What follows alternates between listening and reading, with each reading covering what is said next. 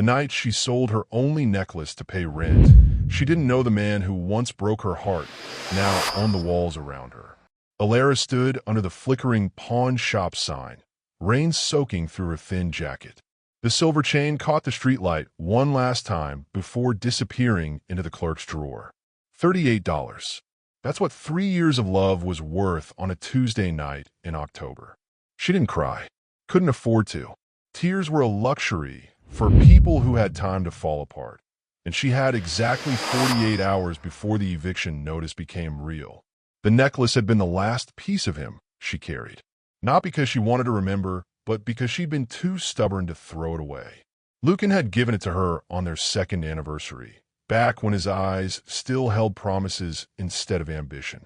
Back when he'd sketched building designs on napkins while she talked about opening a flower shop someday. Back when forever meant something more than the time it took for success to change a person. Hi viewers, kindly tell us where you're watching from and what time it is. Warm welcome to the family. Enjoy the story.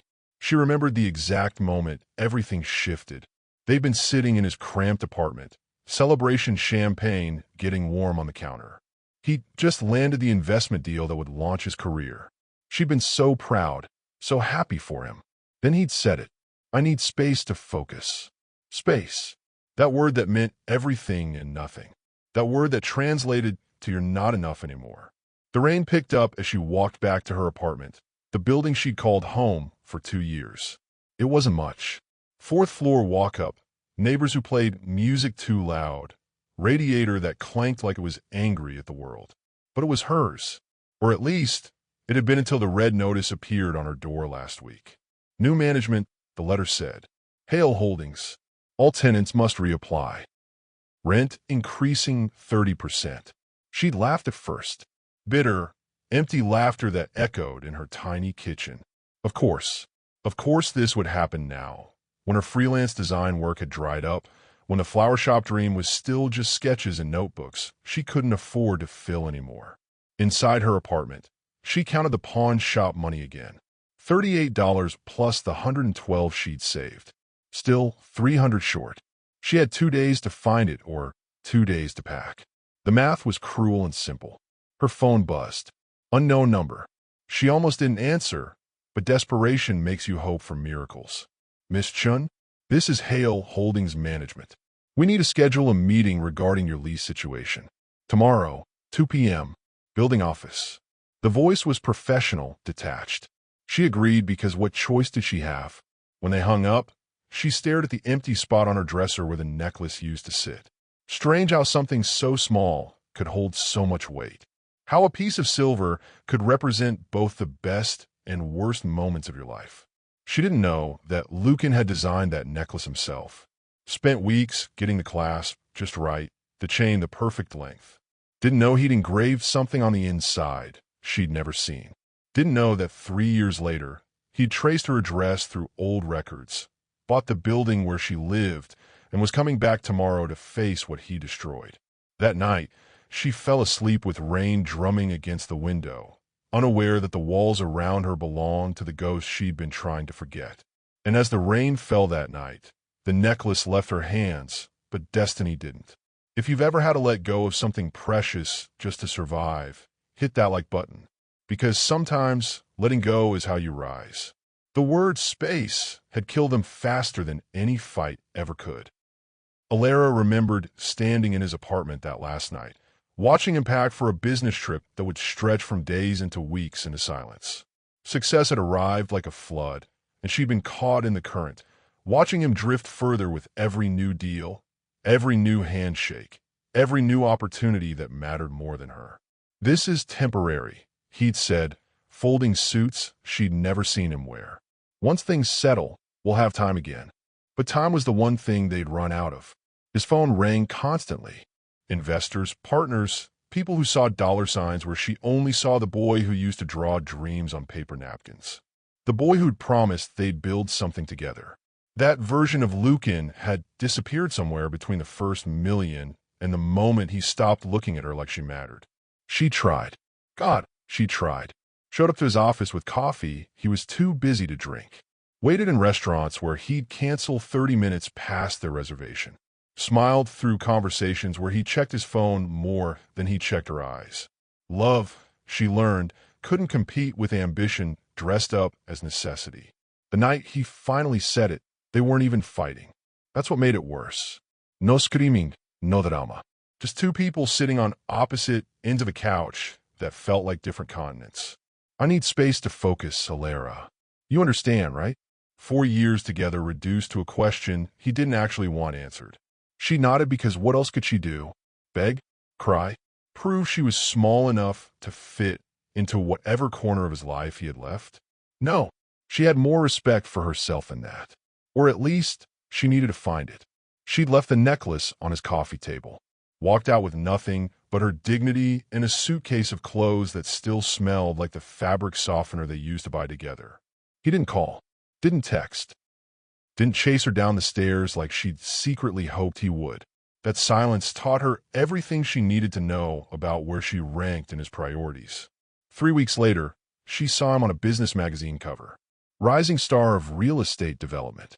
He looked different, sharper, colder, like success had filed down all the soft edges that made him human. The article talked about his vision, his drive, his relentless pursuit of excellence. It didn't mention the cost. It never does. She'd thrown the magazine away and decided right then that moving to a smaller town was the only way to breathe again. The city held too many memories, too many streets where she might see him, too many restaurants they'd planned to visit someday. Someday had expired, so she'd packed her life into boxes, found the cheapest apartment she could afford, and started over. No plan, no safety net, just the stubborn belief that peace was worth more than proximity to a past that didn't want her. But here's what neither of them knew that night. She walked away. Lucan had gone back to his apartment, picked up that necklace, and held it until morning came. Kept it in his desk drawer through every deal, every success, every hollow victory that felt like ash in his mouth. And when guilt finally outweighed pride 3 years later, he'd started looking for her. Not to fix things. Not yet. Just to know she was okay. The building she lived in had come up for sale. He'd bought it without thinking twice. Told himself it was just business. A good investment. Nothing personal. But every month when he reviewed the tenant list and saw her name, something in his chest tightened like a fist. He walked away that night. But what neither of them knew was that love never leaves quietly. If you've ever been left by someone chasing success, comments still standing. Because your peace will outlast their pride. 3 years earlier, Alara had arrived in Riverside with $200 and a potted orchid that barely fit in her car. The town was the opposite of everything she'd known. Quiet streets instead of sirens. People who said hello instead of avoiding eye contact. A main street with actual mom-and-pop shops instead of corporate chains that all looked the same. It felt like stepping back in time, and for once that wasn't a bad thing. The apartment was a disaster. Peeling wallpaper, a bathroom sink that dripped constantly, windows that rattled when trucks passed. But the rent was manageable, and the landlord was an older woman named Mrs. Chun who asked questions with kind eyes instead of judgment. Fresh start, Mrs. Chun had asked, handing over the keys. Something like that, Alara had answered. She found work at a local flower shop within a week. The owner, Margaret, was 73 and needed help with the heavy lifting and the website she didn't understand. The pay was barely enough, but Margaret let her take home the flowers that wouldn't last another day. Alara's apartment slowly filled with dying roses and wilting tulips, and somehow that felt right. Beautiful things fading, but not gone. Still worth keeping. Nights were for sketching. She'd spread her designs across the floor, fashion pieces she'd been dreaming up since college. Dresses that moved like water, jackets with unexpected angles, accessories that told stories. She'd started an online store under her full name, Alara Grace Chun. Sold 3 pieces the first month, 7 the next. By year 2, she had a small following. People who appreciated her aesthetic. Quiet elegance with an edge. But rent kept climbing. Mrs. Chun sold the building to some investment company, and suddenly everything changed. New management meant new rules. First, they renovated the lobby, which really meant they made it look expensive so they could charge more. Then came the letters. Rent increases. Building fees. Amenities nobody asked for, but everyone had to pay for anyway. Margaret had offered her more hours, but the shop barely made enough to keep the lights on. Alara took on freelance design work when she could find it. But the market was crowded and she was still building her reputation. Some months, she chose between groceries and heat. Other months, she sold pieces of jewelry she'd been holding on to. The necklace had been the last thing left. The eviction notice arrived on a Monday. 90 days to catch up or get out. She called the management office 3 times. Left voicemails that went unreturned.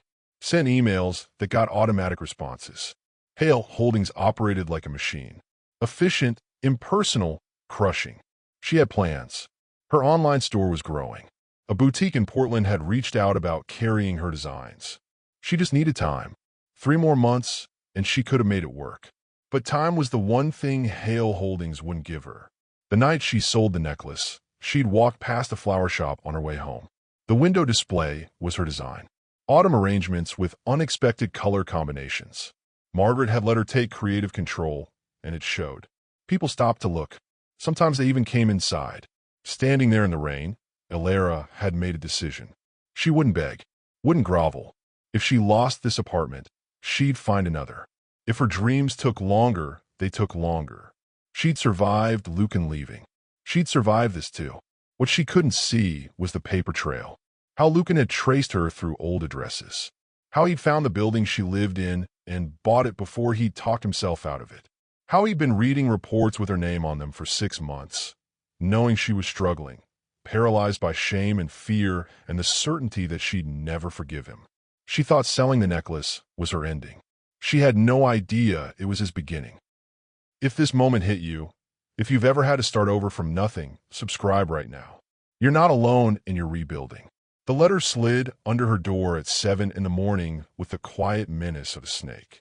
Alara had been awake already, coffee growing cold in her hands, staring at her bank account like the numbers might change if she looked hard enough. The envelope was cream-colored, expensive, the kind of paper that cost more than her grocery budget. Hale Holdings, official letterhead. She opened it with shaking fingers. Mandatory lease review meeting. Today, 2 p.m. Building office. Attendance required. No explanation. No details. Just the command and the consequences left unspoken. She had 4 hours to prepare for whatever judgment they decided on. 4 hours to figure out how to ask for mercy from a corporation that didn't have a heart to appeal to. She dressed carefully. Her best jeans, the blouse she saved for important occasions, the jacket she designed herself. Armor disguised as confidence. In the mirror, she looked put together. Successful, even. Nobody could see the panic underneath, the calculations running through her head about where she'd go, how she'd move, what she'd do if they said no. The building office was in the lobby she barely recognized anymore. Where there used to be worn carpet and mailboxes covered in stickers, now there was marble and chrome and a receptionist who looked at her like she was interrupting something important. Alara Chun. 2 o'clock meeting. The receptionist checked her computer with manicured nails that probably cost more than Alara's phone bill. Conference room B. 3rd door on the left. The hallway smelled like new paint and money. Every door had a brass nameplate. Every wall had abstract art that meant nothing and probably cost everything. This wasn't her building anymore. It had been bought, polished, and transformed into something that didn't want people like her inside it. She was reaching for the conference room door when she saw him through the glass. Lucan, standing with his back to her, looking out the window at a view that used to be hers. 3 years had changed him. Broader shoulders, better suit, hair cut by someone who charged by the minute. He looked exactly like the magazine covers. Successful, untouchable, nothing like the boy who used to steal kisses in kitchen corners. Her hand froze on the doorknob. Every instinct screamed to her to run, to turn around, pack her things, and disappear before he could turn around and see her. Before this moment became real. But running was what the old Alara would have done. The girl who'd left the necklace on his table and walked away without a fight. She wasn't that girl anymore. She'd earned her spine the hard way, through 3 years of surviving without him. She opened the door. The sound made him turn, and for one suspended second, the world stopped moving. His eyes met hers across 10 feet of expensive carpet, and everything unsaid hung in the air between them. Shock, recognition, something that looked like pain but moved too fast to name. Alara. Her name came out rough, like he'd forgotten how to say it, and just remembered. She didn't answer. Couldn't. Her voice had disappeared somewhere between the door and his face. The face she'd tried so hard to forget. The face that still showed up in dreams she pretended not to have. He recovered first, straightening into the version of himself that ran empires. Please sit down. You're Hale Holdings. Not a question. An accusation wrapped in 4 words. I am. No apology in his voice. Just fact. Like buying the building where your ex-girlfriend lived was normal business practice. She sat because her legs wouldn't hold her anymore. Across the table, he sat too, and the space between them felt like everything they'd lost and nothing they could fix. For the first time in years, their eyes met, and neither could pretend the past didn't exist. The silence in the conference room had weight. It pressed down on them like humidity before a storm, thick and unavoidable. Alara spoke first because waiting felt like weakness. Is this the part where you tell me I'm being evicted? Lucan flinched. Actually flinched. Like her words had sharp edges that could still cut him. No, that's not why I asked you here. You asked. She heard the ice in her voice and didn't try to warm it. The letter said mandatory meeting. My assistant's word choice, not mine.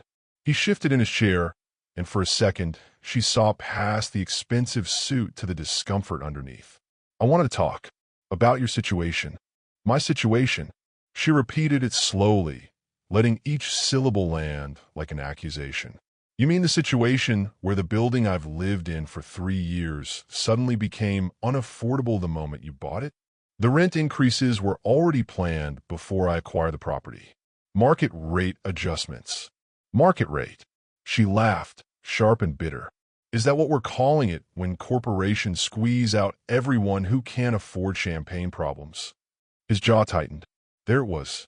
The flash of the old Lucan, the one who'd argue back, who'd fight with passion instead of hiding behind business speak. That's not fair. Fair. Her voice rose despite her promise to stay calm. You want to talk about fair? You bought my building, Lucan. You. Of all the properties in all the cities, you bought mine. And now you're sitting here with your expensive suit and your market rate adjustments, pretending this is coincidence. It's not a coincidence. The words came out quiet, honest, dangerous. She froze. What? He stood, walked to the window, couldn't seem to look at her directly. I knew you lived here. I bought it because I knew. The confession hung between them like broken glass, beautiful and ruined and sharp enough to draw blood. What? She needed to know. Needed to understand what kind of game this was. He turned finally, and his eyes held something she couldn't name. The necklace. I kept it. After you left, I couldn't throw it away. And 3 years later, I realized I couldn't let go of you either. So I found you. Found this building. Told myself it was just business, but that was a lie I couldn't even sell to myself. She should have felt vindicated. Should have enjoyed watching him squirm, watching him admit he'd been wrong. But all she felt was tired, bone-deep exhausted from carrying anger she didn't know what to do with. You designed it. She said it like a realization, though she'd guessed months ago. The necklace. It wasn't some store-bought gift. Took me 6 weeks to get it right. A ghost of a smile touched his mouth, sad and fleeting. The clasp had to be perfect. You always struggle with clasps. The detail broke something in her chest. That he'd noticed. That he'd cared enough to notice. That somewhere under the ambition and the success and the man who'd asked for space, there'd been someone who'd paid attention to how her fingers fumbled with tiny metal hooks. There's an engraving, he continued. Inside. You never saw it. What does it say? Where you bloom, I'll build roots. He looked at her fully now, unflinching. I broke that promise. I know I did. I got so caught up in building empires that I forgot what I was supposed to be building them for. She wanted to hate him. Wanted to throw his words back at him and walk out with her head high and her heart untouched. But the truth was complicated and messy and hurt in ways that felt both old and new. Why now? Her voice came out smaller than she intended. Why come back after 3 years of nothing? Because success feels empty when you can't share it.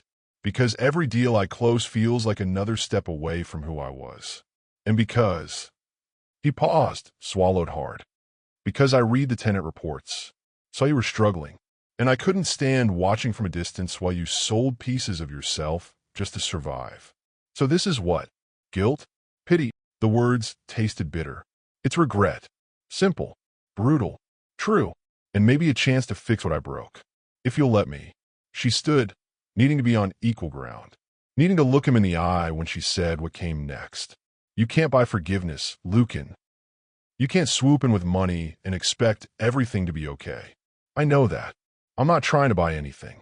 He took a step closer, careful, like approaching something wild that might bolt. I'm trying to understand if there's any part of you that doesn't hate me completely. Because if there is, I'd like to start there. Her heart hammered against her ribs. 3 years of distance collapsed into 3 feet of air between them. She could smell his cologne, different from before, more expensive, but underneath it, something familiar, something that felt like memory and danger mixed together. He said he wanted to talk about rent, but when he whispered us, she forgot how to breathe.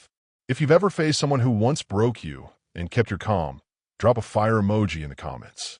That's real power. She didn't answer his question about us because some words needed silence more than they needed sound.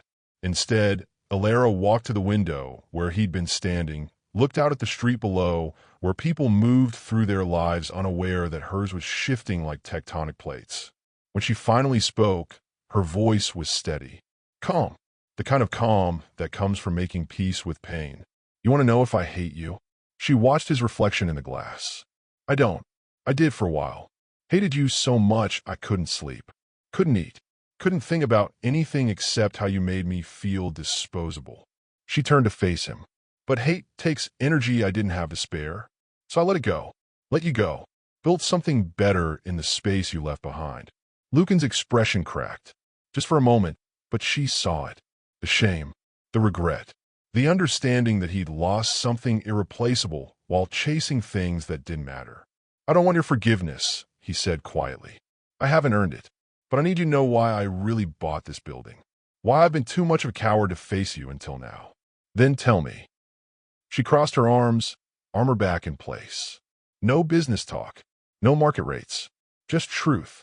He sat on the edge of the conference table, and for the first time since she'd walked in, he looked human. Tired. Broken in ways that success couldn't fix. Every night for 3 years, I've gone to sleep wondering if you're okay. If you're happy. If you found someone who could give you what I was too stupid to see you needed. His voice roughened. I built empires, Alara. 12 properties across 4 cities. Net worth that looks impressive on paper. And none of it means anything because the person I wanted to share it with was gone. You asked for space, she reminded him. You chose this. I know. And I've lived with that choice every single day. Watched my bank account grow while my life got smaller. Stood in penthouses that felt like prisons because you weren't there. He met her eyes. I bought this building because when I saw your name on the tenant list, something in me woke up. Something I've been trying to bury under work and deals and the lie that I was better off alone. She wanted to interrupt. To tell him it was too late, that 3 years was too long, that some doors closed and stayed closed. But something in his confession held her silent. Maybe it was curiosity. Maybe it was the small, dangerous part of her that remembered loving him. That still did, buried deep where she'd tried to forget it existed. I read the reports about your rent situation, he continued. Saw you were struggling, and I realized I had a choice. I could stay hidden behind corporate paperwork, or I could stop being a coward and face you. Face what I did. Face the fact that I destroyed the best thing in my life because I thought success mattered more than love. And now, she needed to know where this confession was going, what he wanted from her. Now I'm asking for something I don't deserve. He stood, moved closer, but didn't touch. A chance to prove I'm not the man who walked away. A chance to be the man who builds roots where you bloom, like I promised on a necklace you never got to read. The words hit her chest like a fist. Beautiful and painful, and exactly what she needed to hear 3 years ago when it would have saved them. Now they just felt complicated, messy, full of possibilities she wasn't sure she was brave enough to reach for. I can't just forgive you because you showed up with pretty words, she said. That's not how healing works. I know. I'm not asking you to forget. I'm not even asking you to forgive. I'm just asking for time, for a chance to show you who I've become, who I want to be, for you. She looked at him, really looked, past the suit, past the success, past the empire builder to the boy who used to hold her hand in coffee shops and talk about dreams they'd build together. He was still there, buried, changed but not gone. No rent increases, she said finally. No evictions. No corporate games. If you want time, that's the price. Done. I'll draw up new terms today. And no promises you can't keep. She held his gaze. I won't survive you breaking me twice. Something raw and honest crossed his face. I promise nothing except this. I will show up. Every day. In whatever way you'll let me. And I will spend however long it takes proving that losing you was the biggest mistake of my life. The silence that followed wasn't empty. It was full of everything unsaid. Every hurt, every hope, every possibility that scared them both. He said he'd built empires to feel worthy. She whispered, I just built peace. If you've ever turned pain into purpose, comment, I am free. Because healing isn't revenge, it's quiet justice. The dinner started small. Tuesday evenings at the diner on 5th Street, where the coffee was terrible, but the pie made up for it. Alara had agreed to one meal. Just one. A conversation over neutral ground where she could leave if it got too heavy, too complicated, too close to the parts of her heart she'd locked away. Lucan showed up 15 minutes early, wearing jeans instead of a suit, looking nervous in a way that felt honest. They talked about safe things at first. The weather, the town, how Riverside had changed since she'd moved there. He asked about her flower shop work, and she saw genuine interest in his eyes when she described Margaret's vintage rose collection. No phone checking, no these 10 stares, just presence. Full, undivided attention like he'd forgotten how expensive his time was supposed to be. I saw your online store, he said over terrible coffee. Alara graced Chun. The designs are incredible. She tensed. You look me up? I've been following your work for 2 years. No shame in his admission. Every piece you post, I save. Tell myself someday I'll be brave enough to reach out. Tell you how proud I am. The words landed soft but heavy. Pretty day. From a man who'd once made her feel like she wasn't enough, wasn't important, wasn't worth staying for. The irony wasn't lost on her. Don't do that, she said quietly. Don't romanticize watching from a distance. You have my number. You could have called. And said what? Sorry I destroyed us? Sorry I chose ambition over the person who actually mattered. He set down his cup. I was ashamed, Alara. Paralyzed by it. Every time I thought about calling, I remembered the look on your face that last night. How you didn't cry, didn't yell, just left with more dignity than I deserved to witness. She'd promised herself she wouldn't let him see how his words affected her. But something in his voice, the raw honesty of it, cracked her armor just slightly.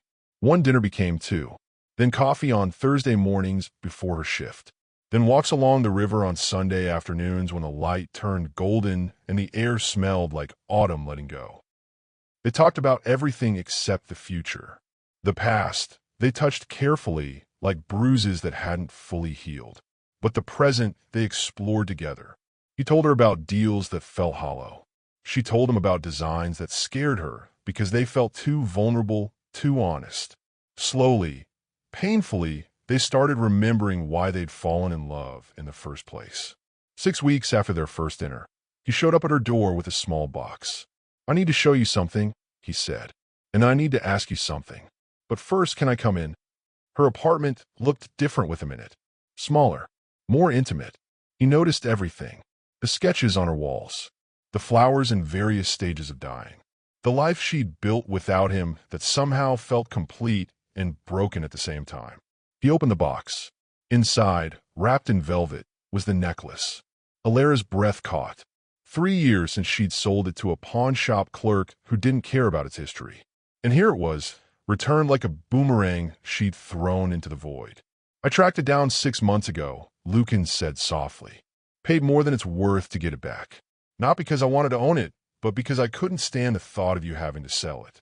Of being in a position where the last piece of us had to be traded for survival. She touched the silver chain with shaking fingers.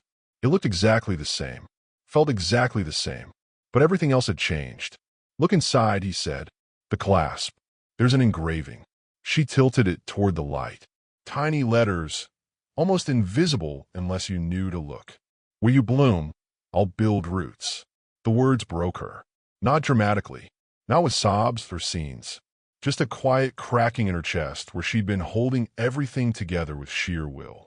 "Let me put it on you," he said. "Please, let me do this one thing right." She turned, lifted her hair, felt his fingers brush her neck as he fastened the clasp. The weight of it settled against her collarbone like memory and promise mixed together. When she faced him again, his eyes were wet. "I don't expect this to fix everything," he said, "but I needed you to know I never stopped. Never stopped thinking about you. Never stopped regretting. Never stopped loving you, even when I had no right to." She touched the necklace, felt the warmth of it against her skin. For the first time in years, her heart didn't ache when she thought about him. It just listened to possibility, to hope, to the dangerous idea that maybe, just maybe, people could change. For the first time in years, her heart didn't ache. It listened. Spring arrived with Margaret's announcement that she was retiring, and the flower shop needed new ownership or would close. Alara sat in the back room, surrounded by tulips that wouldn't last the week, and felt panic rise in her throat. The shop was more than a job. It was the place that had caught her when she was falling. The place where she'd learned that beauty could exist in endings, that petals falling didn't mean the flower had failed. She had some savings now. Her online store had grown. 3 boutiques carried her designs, and a magazine had featured her work in their emerging artist section. But buying a business? That required capital she didn't have. A loan she probably couldn't get. A leap of faith that felt more like jumping off a cliff. Lucan found out through the small-town information network that worked faster than any internet connection. He showed up at her apartment that evening with takeout and a folder of papers she didn't want to look at. "Before you say no," he started, "just hear me out. Lucan, I want to invest in the shop. Not buy it. Not own it. Just back you while you make it yours." He spread the papers on her kitchen table. "I have my lawyers draw up terms. You'd have full creative and business control. I'd be a silent partner. You pay me back when you can, or don't. The point isn't profit. The point is making sure that shop doesn't close because of something as stupid as money." She stared at the papers like they might bite. "I can't let you do that." "Why not?" "Because it feels like charity. Because it feels like you're trying to save me, and I don't need saving." She pushed the papers back toward him. "I've survived 3 years on my own.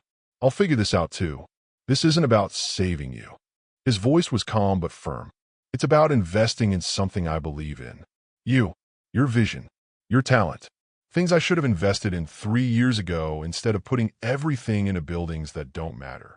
They matter to you." "No." He shook his head. "They matter to the man I was trying to become. The one who thought success was measured in properties and profit margins.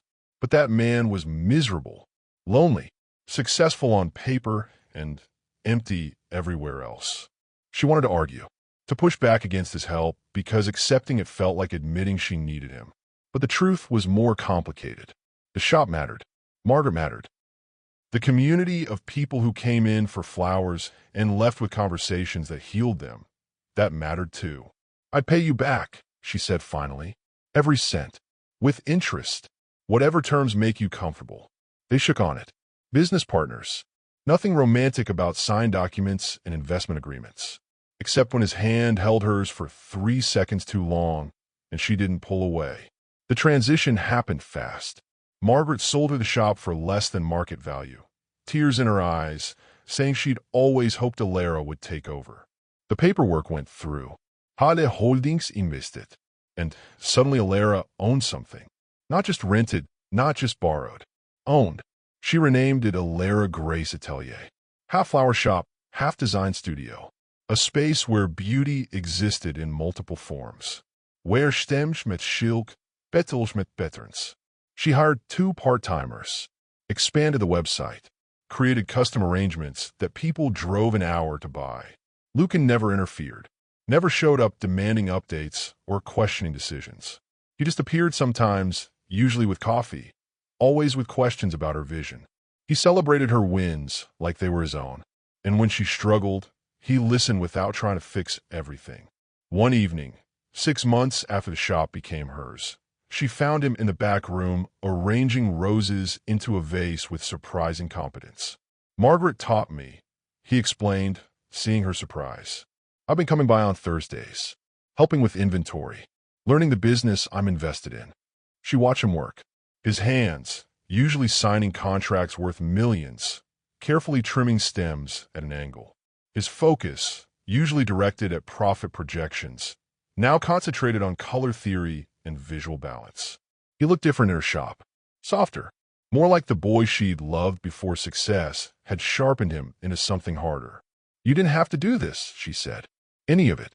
The investment, the help, the showing up." He set down the scissors, met her eyes. "I'm not doing it because I have to. I'm doing it because for the first time in 3 years, I'm building something that matters. Not a property portfolio, not an empire, just roots, in the place where you bloom."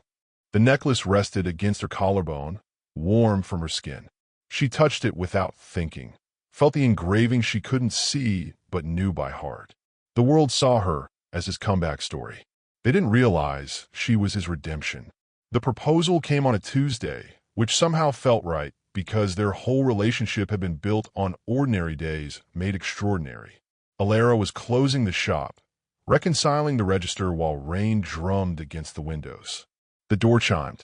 She looked up, ready to say they were closed, and found Lucan standing there soaked through, holding a single stem of forget-me-nots. "These don't grow around here this time of year," she said, confused. "Where did you?" "I drove 3 hours to a greenhouse Margaret told me about." He stepped inside, leaving puddles on her clean floor. She said, "These are your favorite. Said you used to sketch them in the margins of receipts when you thought nobody was watching." Her throat tightened. Margaret had been gone for 8 months. The fact that he'd asked her, remembered, cared enough to drive 3 hours in a storm, it hit differently than grand gestures ever could. "Lucan, what are you doing?" "Asking you something I should have asked 3 years ago before I let you walk away." He set the flower on the counter, gentle as prayer, "Asking if you'd consider starting over. Not where we left off. That version of us was broken, but starting fresh. Building something new on foundations that won't crack the moment life gets hard." She couldn't breathe, couldn't think past the sound of rain and his voice and the terrible, wonderful hope rising in her chest like a flood she couldn't control. "I'm not proposing marriage," he continued. "Not yet. I know I haven't earned that. But I'm proposing us. Real us. Not stolen dinners and careful conversations. Not business partnerships where we pretend there's nothing else. Just honest, messy, complicated us. If you'll have me." Every instinct told her to protect herself, to remember the pain, to keep the walls up that had taken years to build. But those walls hadn't made her happy. They made her safe. And somewhere along the way, she'd started confusing the two. "I'm scared," she admitted. "Terrified that I'll let you back in and you'll leave again when things get hard. When success calls louder than I do. Then I'll prove it every day." He moved closer, careful not to crowd her. "Every single day, I'll show up. I'll choose you over deals. Choose us over empire building. Choose roots over restlessness. However long it takes for you to believe it." She looked at him, really looked. The suit was gone. The corporate armor he used to hide behind, shed. What stood in front of her was just a man. Flawed, regretful, trying. A man who'd driven through a storm for flowers she loved. Who'd invested in her dreams without asking for control. Who'd spent 8 months learning how to arrange roses because it mattered to her world. "I can't promise I'll forgive everything immediately," she said slowly. "Some hurts don't heal on a schedule. I'm not asking for immediate. I'm asking for possible. And if I say yes, if I give this a real chance, you don't get to run when it gets complicated. You don't get to ask for space. You don't get to choose your career over us ever again. I won't. I swear on everything I've built and everything I've lost, I won't make that mistake twice." She reached for the forget-me-nots, held them like they held every promise he was making. The shop was quiet except for rain and breathing and the sound of 2 people standing at a crossroads where both paths led to risk. "Okay," she whispered. Yes. Let's try. Let's build something new. He smiled. Not the polished smile he used in boardrooms, but the real one. The one that cracked his face open and showed the boy underneath the businessman. He reached for her hand, laced their fingers together like puzzle pieces that had been separated too long. There's something else, he said. On your counter. An envelope. She saw it then, tucked under the register. Her name in his handwriting. Inside a simple note. Can we start where we left off? And beneath it, a key. Small, silver, attached to an address she recognized as the building she lived in. Your apartment, he explained. I'm signing the building over to tenant ownership. Everyone who lives there, including you, will own their units outright. No more rent. No more landlords. Just home. She stared at the key, at the magnitude of what he was offering. Not just to her, but to everyone in that building. People who'd struggled like she had. People who deserve stability more than some corporation deserve profit. Why, she asked. Because I don't want to be your landlord. I don't want power over your housing or your security or your peace. I want to be your partner. Your equal. Someone who shows up because you want me there, not because I hold leverage. She didn't answer. Not yet. Because love, this time, had to earn her silence first. 1 year later, Elara stood on her balcony watching the sun set over the skyline where Lucan's tower rose like a steel monument to everything he used to value. Her apartment was filled with the smell of jasmine and fresh paint. She'd redecorated after the building became hers, made it feel less like a place she was surviving in and more like a place she was living, thriving, growing into the person she'd been fighting to become. The shop had expanded. 2 locations now, one in Riverside, one in the city. Her fashion line carried in 15 boutiques across 3 states. She hired 5 full-time employees, paid them more than she'd been paid when she started, made sure nobody had to choose between passion and rent the way she once had. Lucan appeared in the doorway, 2 mugs of tea steaming in his hands. A year of showing up had changed him, softened the edges that success had sharpened. He spent less time in boardrooms and more time in her shop, learning the difference between building things and building meaning. Thinking about the past? He asked, handing her the tea. Thinking about how far we've come. She took the mug, felt the warmth seep into her fingers. A year ago, I sold that necklace just to make rent. Now I own this building. Own my business. Own my life in a way I never thought possible. You did that. His voice was firm. Not me. Not my investment. You. Your vision. Your refusal to quit even when everything was stacked against you. She smiled. He'd learned to give her credit. Learned that loving someone meant celebrating their independence, not try to save them from it. They'd fought about it early on, his instinct to fix everything clashing with her need to stand on her own. But they'd worked through it, learned each other's languages, built something that felt less like dependence and more like partnership. There's something I need to ask you, Lucan said, setting down his mug. I know I said I'd wait until you were ready, until you felt sure, but I can't wait anymore. Not because I'm impatient, but because every day I don't ask feels like a day wasted. He knelt, right there on her balcony with the sunset painting the sky gold and orange and all the colors of endings that felt like beginnings. From his pocket, a small box. Inside, a ring. Simple, elegant, nothing ostentatious. Just a single stone that caught the light and held it like a promise. I'm not asking you to forget what I did. I'm not asking you to pretend the past didn't hurt, but I'm asking you to build a future with me. To take everything we've learned, everything we've survived, and create something neither of us could build alone. Elara looked at him, at the man who'd driven through storms for flowers, who'd given away a building to prove a point about power, who'd spent a year learning that love wasn't about grand gestures, but showing up on boring Tuesdays with the same commitment as special occasions. She thought about the girl who'd sold her necklace in the rain, the girl who'd thought losing him meant losing everything. She'd been wrong. Losing him had taught her how to find herself, and finding herself had made space for him to return as something better, something earned instead of expected. Yes, she said. Simple, clear, no hesitation. Yes, I'll marry you. He slipped the ring on her finger, and it fit like it had been waiting for this moment all along. He stood, pulled her close, and kissed her while the sun set behind them and the city lights began to flicker on like stars coming home. They didn't talk about wedding dates or planning or any of the logistics that would come later. They just stood there, holding each other, two people who'd been broken and had learned how to heal. Together and apart and together again, stronger for the breaking. Alara Grace Chun, once abandoned, now awakened. Once forgotten, now free. She'd risen so far above the pain that his past mistakes no longer defined her story. She'd turned survival into success, hurt into healing, endings into beginnings that tasted like victory. This wasn't revenge. It was irrelevance. She'd grown so complete that whether he'd come back or not, she would have been fine. The fact that he'd changed, that they'd built something new, that was just grace. The full circle kind that destiny delivers when you stop chasing it and start creating it yourself. He once owned the building.